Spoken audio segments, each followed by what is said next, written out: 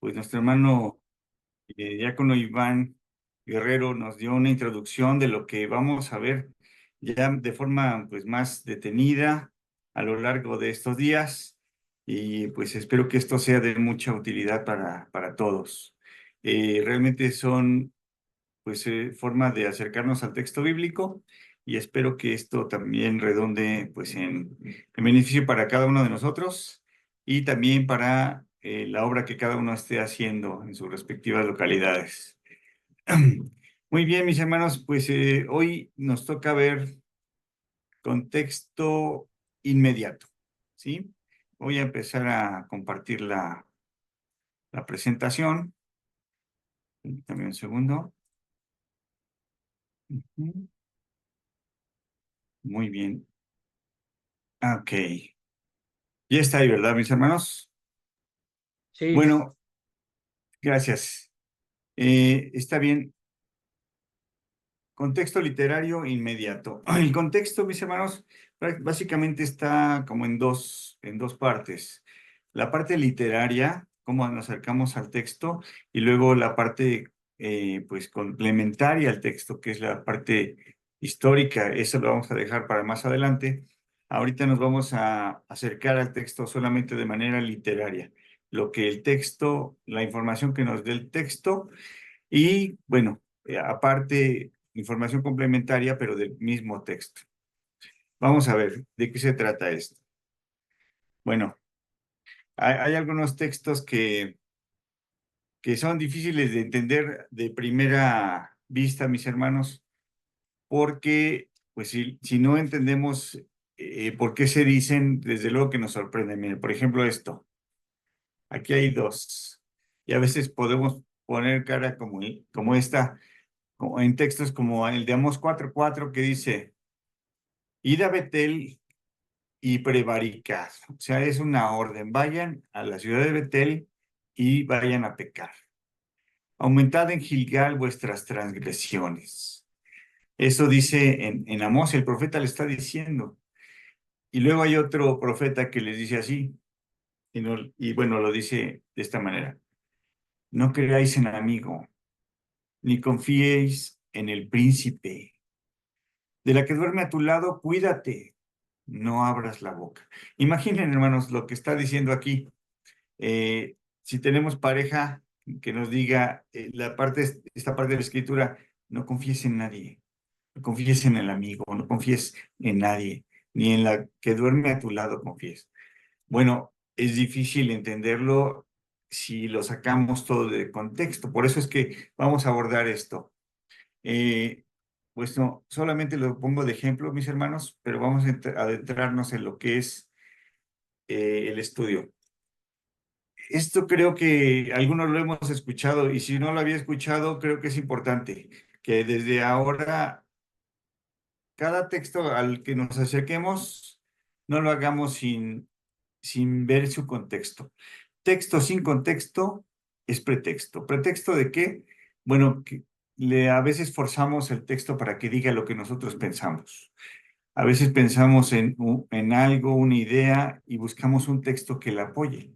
Y debería ser al revés, mis hermanos. Deberíamos dejar que el texto hable y tratar de comprenderlo. Y si además solamente lo aislamos, pues no vamos a entender nada. Vamos a ver lo que es el contexto literario. Miren, cuando a veces alguien nos da pues una porción del texto bíblico, y seguramente lo hemos escuchado en predicaciones o en nuestras iglesias, o alguien nos lo ha dicho, y lo saca de contexto totalmente. A veces no saben ni dónde está en la escritura, solamente lo han oído. Eh, y a veces sí sabe dónde está, en qué libro está, pero no sabe por qué se dijo. Bueno, mis hermanos, cuando alguien hace uso de esa forma del texto, pues no estamos siendo fieles a lo que Dios quiso decirnos. Por eso es que nos equivocamos tanto. ¿Por qué será que hay tantas formas de comprender la Biblia? Se han hecho pues tantas pues religiones, digamos, cristianas o tradiciones cristianas y lo han entendido de diferentes maneras. Y pues esto quizá es por la forma en que nos hemos acercado a analizar los textos. Dice pues un maestro en un libro que se llama La Predicación, John MacArthur, dice así: lo que un predicador declara que un pasaje dice puede ser muy diferente de lo que realmente indica el texto. Y esto pasa constantemente, mis hermanos. Por eso nos advierte la meta del predicador, y esto aplica, mis hermanos, también para todos aquellos que nos acercamos a estudiar. La meta debe ser esta: indagar lo que señala el texto, no apilar sobre él algunas ideas propias. Y esto creo que es importante que lo digamos en este punto, mis hermanos, que nos acerquemos en este momento sin ideas preconcebidas. Porque cuando ya tenemos una idea y solamente queremos corroborarla, no permitimos abordar otras ideas y explorar otras posibilidades. Así que sería muy bueno que lo hagamos a un ladito por el momento, para que a ver si podemos aprender algo nuevo en este día. O bien, si al final de todo esto pues confirmamos que lo hemos estado haciendo bien. Así que bueno, esto es muy importante. Otra cosa que quisiera yo mencionar, mis hermanos, es que en esas ideas preconcebidas hemos escuchado cosas como la Biblia se interpreta a sí misma. Sí lo han escuchado, ¿verdad? O bien, solo la Biblia es suficiente para que entendamos qué es lo que quiere Dios. Miren, estas ideas no están erróneas, mis hermanos, pero vamos a platicar un poquito de dónde surgieron y por qué las hemos adoptado sin entender en qué momento se dieron y bajo qué circunstancias.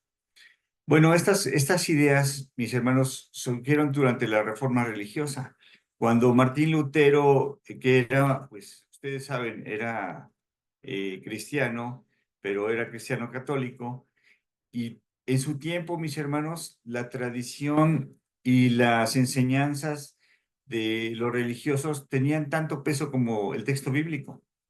Tanto así que podría ser hasta contradictoria la enseñanza pues de los religiosos, y podría decir algo muy distinto a lo que dice la Biblia. Sin embargo, ellos lo interpretaban así, y además no había un método realmente apegado a la escritura, sino que cada quien podría imaginar en el método alegórico. Así que podría la Biblia decir cualquier cosa que ellos imaginaran. Martín Lutero pues, se dio cuenta que esto no era correcto.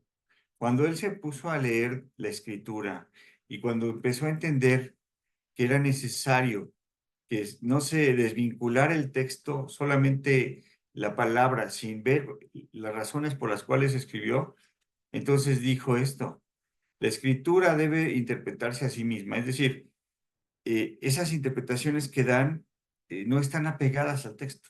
Por eso hablo de esta manera. Y él lo que hizo fue muy bueno, es volver al texto. Dejemos que el texto hable. Eso es lo que quiero decir, mis hermanos. Sin embargo, algunos se fueron al extremo y han evitado que otra información nos ayude a entender mejor el texto. En estas clases nos vamos a dar cuenta que la aproximación al texto con otras herramientas nos ayuda muchísimo a aclarar lo que el texto dice. Miren, por ejemplo, aquí tomé este texto que dice así, lo tomé de un libro. Si el Papa incurriese en el yerro de dar por buenos los pecados y prohibir las virtudes, la Iglesia tendría que seguir considerando los pecados como buenos y las virtudes como vicios. De lo contrario, pecaría en conciencia. Fíjense, esto es algo que de entrada uno pues le llama la atención y surgen preguntas. Eso solamente es alguien dijo esto, el cardenal Bellarmino, y desde luego surge la pregunta: ¿quién lo Ay, dijo? muchas gracias. ¿A quién se lo dijo? ¿En qué momento lo dijo? ¿Por qué lo dijo? Bueno, y esto que estamos hablando de alguien que que expresó alguna situación. Pero yo me pregunto, ¿por qué no hacemos estas mismas preguntas con el texto bíblico cuando solamente buscamos con la concordancia y buscamos un texto y lo sacamos de ahí y ya tenemos el texto? ¿Por qué no hacemos las mismas preguntas? ¿Quién lo dijo? A quién lo dijo? ¿Por qué lo dijo? ¿En qué momento? Así que esto es importante, mis hermanos. Lo haríamos con cualquier otro libro y yo creo que debemos hacerlo también con el texto bíblico, sobre todo porque es palabra de Dios y queremos entender qué es lo que quiere decirnos Dios. Bueno, miren, el significado de los textos. Si queremos entender el significado, tenemos que empezar por las palabras. Las palabras tienen sentido solamente cuando está dentro de una oración. Y quiere decir, mis hermanos, que una palabra puede cobrar muchos significados, ¿sí? Eh, por decir algo, qué podríamos decir? Una palabra, yo ponía en otro momento la palabra casa, casa con S. ¿Qué significaría? Pueden tener el término de hogar, mi hogar, o puede ser la construcción, o puede ser un lugar donde se reúnen para algún objetivo. Por ejemplo, la casa de oración, nuestra iglesia, o la casa de la cultura, ¿verdad? Cobra muchos sentidos diferentes, pero cómo una palabra va a tomar sentido especial solo depende de la oración completa, ¿sí? Esto es importante. Y también las oraciones van a cobrar sentido, depende de dónde está en medio de un discurso, de un poema o de una narración, no lo sabemos. Así que van cobrando sentido. Se dan cuenta cómo vamos de lo mínimo que es la palabra, a la oración, a un discurso, puede ser, o a todo un libro, ¿sí? El discurso va a tomar sentido cuando lo vemos dentro del libro. ¿En qué momento está ese discurso? ¿Sí? ¿Por qué lo dijo? O esa narración, ¿por qué el escritor utilizó ciertas palabras? Algo quiere decirnos. No es de casualidad, hermanos. Todas las palabras que están en la escritura tienen un propósito. Bueno, vamos a la siguiente. Am, Hoy vamos a ver esto, hermanos. ¿Se acuerdan de la escalerita que puso nuestro hermano la semana pasada? Bueno, para poder llegar a la meta, para poder entender mejor, tenemos que ir escalón por escalón. El día de hoy vamos a empezar con el primer escalón, el contexto inmediato. ¿Qué es el contexto inmediato?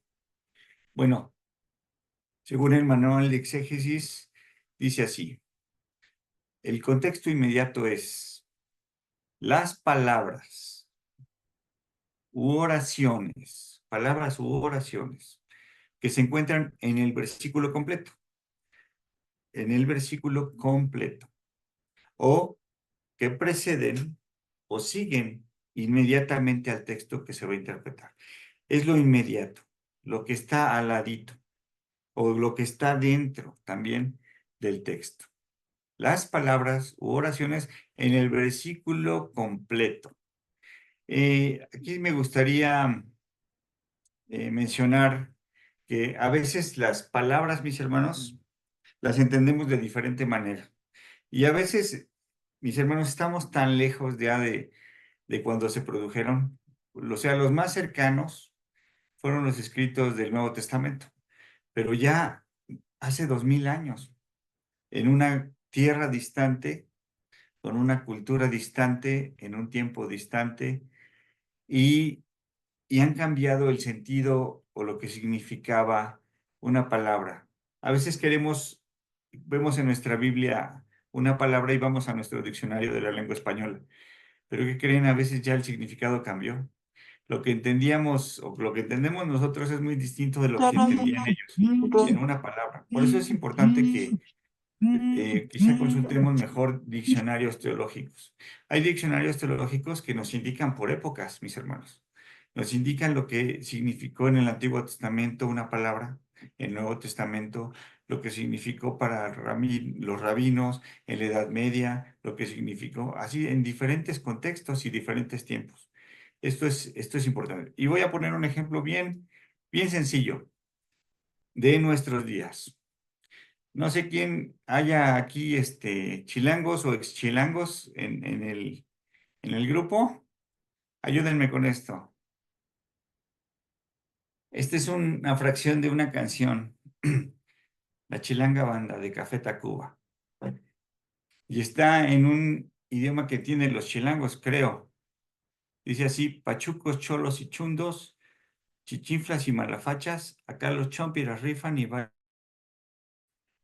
¿Qué quiere decir todo esto? Es el coro de una canción. A ver, un chilango. Ayúdanos, hermano Víctor.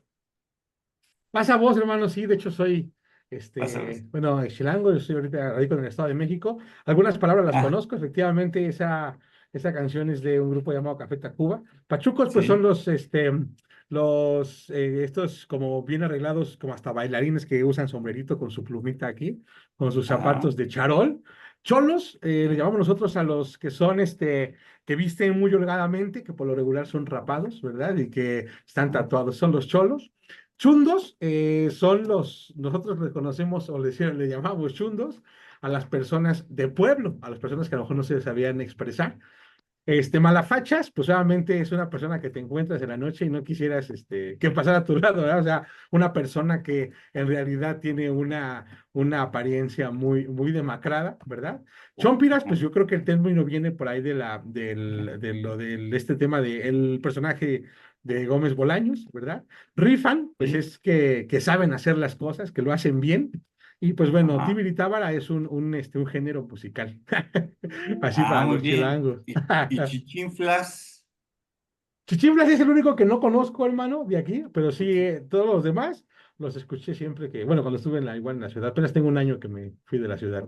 Ah, muy bien. No sé si mis demás hermanos entendieron lo que significaba de entrada, pero mi hermano sí tiene un contexto, ha escuchado de ello. Pero fíjense, este lenguaje no está muy lejano. Este es dentro de nuestra República Mexicana. Es de nuestros tiempos, digamos, de los pachucos de los 40 para acá. Los cholos quizá, pues son los mexicoamericanos, de ahí surgió. Y bueno, tratando de identificar esto, sería así en un idioma, pues que entendiéramos todos. Pandilleros, bueno, esos pandilleros que como dice mi hermano, muy elegantes, un poquito estrafalarios, colores chillantes, y de los años 40 quizá empezaron ahí. Los mestizos, o sea, estos que empezaron los cholos ahí en la cultura mexicoamericana, los chundos, ¿no? Ignorantes, así les dicen, ¿no? O sea, es un término peyorativo. Proxenetas eran los chichinflas, eran los proxenetas. Eh, y los fachosos, o sea, alguien que se ve mal y puede hasta causar mala impresión o dar hasta cierto temor, ¿no? Aquí los ladronzuelos, sí, exactamente, los chompiras son los ladronzuelos de segunda. Dice, rifan, es decir, gobiernan o prevalecen y bailan de gusto. O sea, Tibiri Tábara sí es el bailecito que se usa en los barrios. Pero la idea entonces es esta. Todo este tipo de gente en la ciudad, aquí en la ciudad chilanga, al final de cuentas parece que se salen con la suya, ¿no? Es lo que quiere decir el texto. Fíjense, estamos hablando de un lenguaje, les digo, de nuestra época, cercano, y aún así muchos no entendemos. Imagínate lo que será ahora entender un lenguaje que tiene casi 2000 años, otra ciudad, otra cultura, es complicado. Así que vamos a iniciar desde lo mínimo, el uso de las palabras. Y vamos a poner este texto, Deuteronomio 23:17. Bueno, este texto así dice originalmente, mis hermanos. Permítanme un segundo. Ok, en el texto como se escribió, como lo escribió pues el autor en Deuteronomio 23 decía, no habrá santa entre las hijas de Israel, ni haya santo entre los hijos de Israel. Qué extraño, ¿verdad? Ustedes estamos acostumbrados, hemos sido llamados a ser santos, ¿cierto? Pero a pesar de que así está escrito en el original, ¿cómo dicen nuestras Biblias? ¿Sí tienen sus Biblias, mis hermanos? ¿Dice lo mismo? Bueno, miren, yo en la versión Reina Valera 60 dice así. No haya ramera entre las hijas de Israel, ni haya sodomita entre los hijos de Israel. Qué diferente, ¿verdad? Es una cosa totalmente distinta. Si se hubiera dejado tal como decía el texto, entraríamos como en contradicción. ¿Cómo que no debe haber santos? ¿Cómo que no debe haber? Pero aquí, al traducirlo al español, dijeron no haya ramera y no haya sodomita. Realmente eso era lo que quería decir. Eso es lo que quiso decir el escritor. ¿Cómo llegaron a esto? Vamos a verlo. Vamos a ver, mis hermanos. Esto está en las palabras que usaron. Vamos a ver estas dos palabras, santa y santo. Esto tiene que ver con la intención también del texto. En realidad decía, no habrá Kadesha entre las hijas de Israel y no habrá Kadesh entre los hijos de Israel. Literalmente es santo, pero vamos a ver lo que significaba cuando se hizo este texto. Si vamos les decía, si vamos a los diccionarios teológicos, nos dice que el santo o Kadesha eran los sacerdotes o sacerdotisas de los cultos a las deidades de la fertilidad, que rendían culto a sus dioses a través de la prostitución sagrada en los templos o en los lugares altos. O sea, mis hermanos, recuerden que en las religiones cananeas y de algunos otros lugares como Babilonia o Sumeria, aún en Filistea, ellos pensaban en las deidades que traían la cosecha, que traían la abundancia, y ellos pensaban en un dios, el dios Baal, por ejemplo, que era el dios de las tormentas, y pues la diosa de la fertilidad. La tierra es como la parte femenina y Baal es la parte masculina. Entonces, cuando caía la lluvia, en realidad estaba fertilizando pues a la naturaleza y por eso se producían los frutos. Por eso buscaban en aquel tiempo más bien iban hacia los dioses pues cananeos porque ellos querían pues abundancia de cosechas.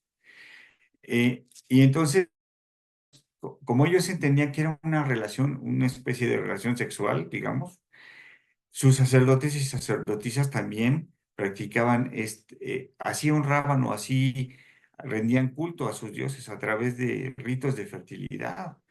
Entonces y también esto se llevó a las religiones griegas, pues prostitución sagrada, ¿sí? Y cuando se produce el texto, ellos cuando dice el escritor que no haya santos, entendieron perfecto, santos, ok, aquellas personas que se dedican a la prostitución sagrada, no debe haber. ¿Por qué? Porque se está erradicando del culto a Dios este tipo de prácticas. Así que por eso es que en español se puso esa palabra. Pero ya hay versiones de la Biblia que son más apegadas a la intencionalidad del texto. Por ejemplo, eh, bueno, esta es la fuente donde pueden verlo. Pero, por ejemplo, la mejor traducción sería así, y está en la Biblia hebraica Stuttgartensia, dice, no habrá prostitutas sagradas entre las hijas de Israel, ni prostitutos sagrados entre los hijos de Israel. ¿Se dan cuenta? Entonces, los escritores lo entendieron de un modo, quienes recibieron el texto lo entendieron perfectamente, pero para nuestro contexto no lo habríamos entendido si no hubiera trabajo de estas personas que se dedican a a investigar en la cultura, a investigar en las palabras, cómo se usaban en aquel tiempo. Bueno, por eso el contexto inmediato en este caso es de las palabras. Hay palabras que tenemos que analizar. Hay veces que vemos un texto y parece como que hay algo que no está muy claro. Tenemos que irnos a las palabras, analizarlas, para ver si realmente ese era el sentido. Vamos adelante. Miren, vamos a ver un texto y vamos a proponer una interpretación de este texto usando solamente el contexto. Apocalipsis 2:4. Si recuerdan esto, muchas veces nos han dicho, ¿sabes qué? Cuando alguien ya se aleja de la iglesia, cuando ya no participa, cuando ya anda medio caída su fe, le dicen, es que ya dejaste tu primer amor. ¿Te suena? ¿Sí? Cuando ya no quiere ir a la iglesia. Realmente eso es lo que les está diciendo. Vamos a leerlo. Apocalipsis 2:4. Pero tengo contra ti, le dice a la iglesia de Éfeso, que has dejado tu primer amor. Fíjense, recuerden Éfeso. Éfeso en el libro de Apocalipsis, mis hermanos, es donde inicia el mensaje a las 7 iglesias. Es la iglesia más importante de Asia. Es la iglesia madre de todas las demás. Por ahí han pasado, pues, grandes líderes, mis hermanos. O sea, Estuvo Pablo. ¿puedes ponerla otra vez? ¿Cuál? Ah, la película. Sí, Sí, sí es que está. pueden No, mantener cerrados sus micrófonos, por favor, mis hermanos. sí, pero ahorita ya no la puedo ver. Ahorita no la puedo ver, estoy. Sí, gracias. Bueno, les decía, mis hermanos, Éfeso era la iglesia quizá más importante de Asia en ese tiempo. Por ahí pasaron grandes líderes. Estuvo Pablo, estuvo Juan, la comunidad juanina, y Timoteo, o sea, grandes maestros y personajes. Así que esta iglesia floreció muchísimo. Y dice en Apocalipsis, pues qué tan importante fue. Pero fíjense, esta parte del reclamo, has dejado tu primer amor, pensamos, ya no aman a Cristo. Ese es su problema. No lo aman. Y saben que vamos a ver, eso realmente quería decir. Vamos al contexto inmediato, pero ahora sí con los que están a los lados. Versículo 3.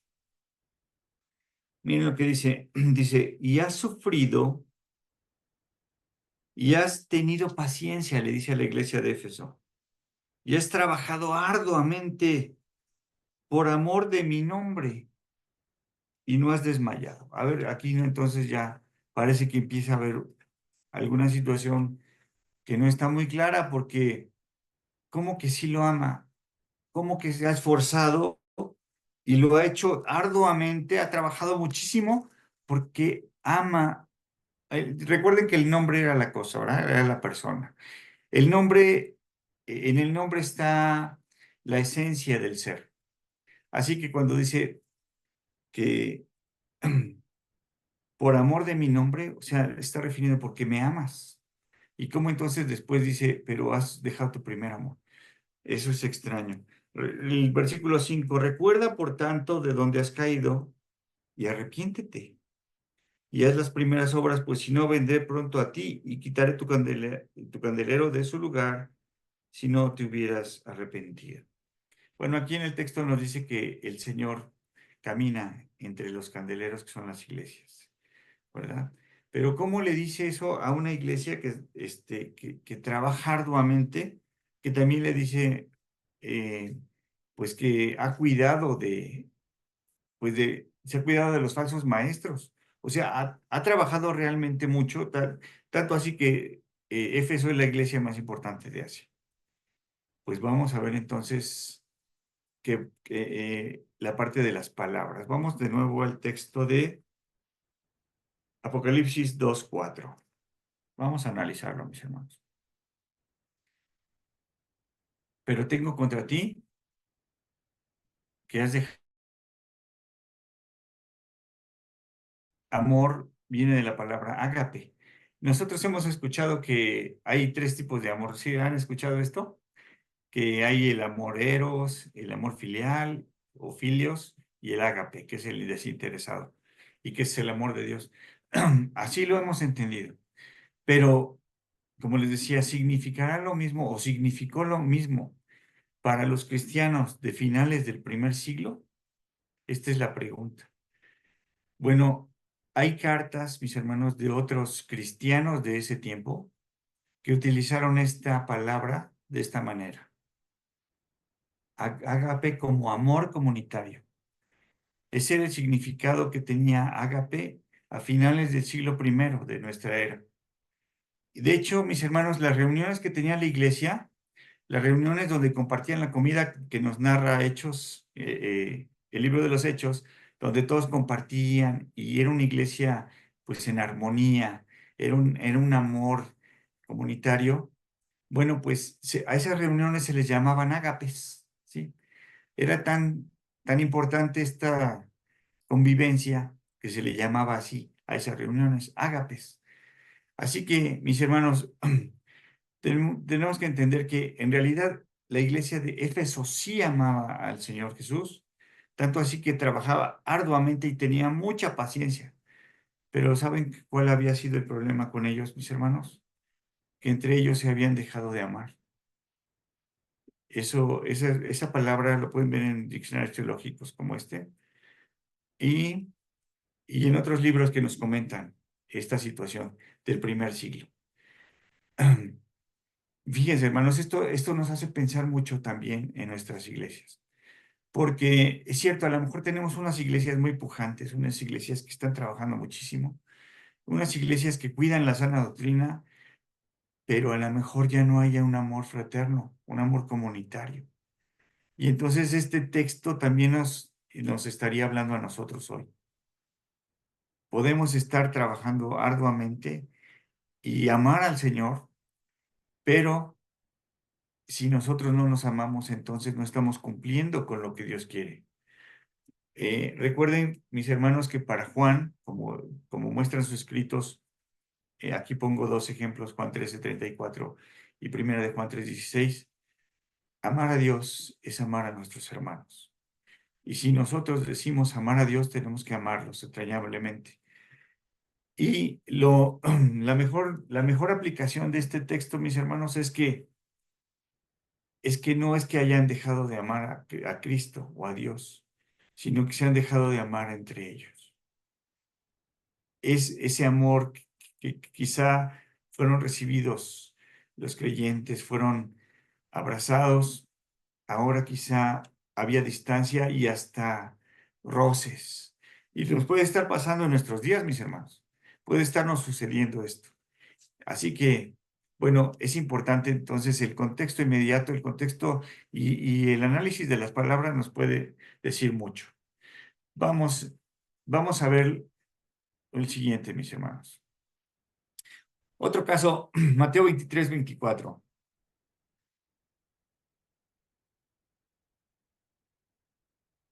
Ayúdenme a buscarlo, mis hermanos. Mateo 23:24.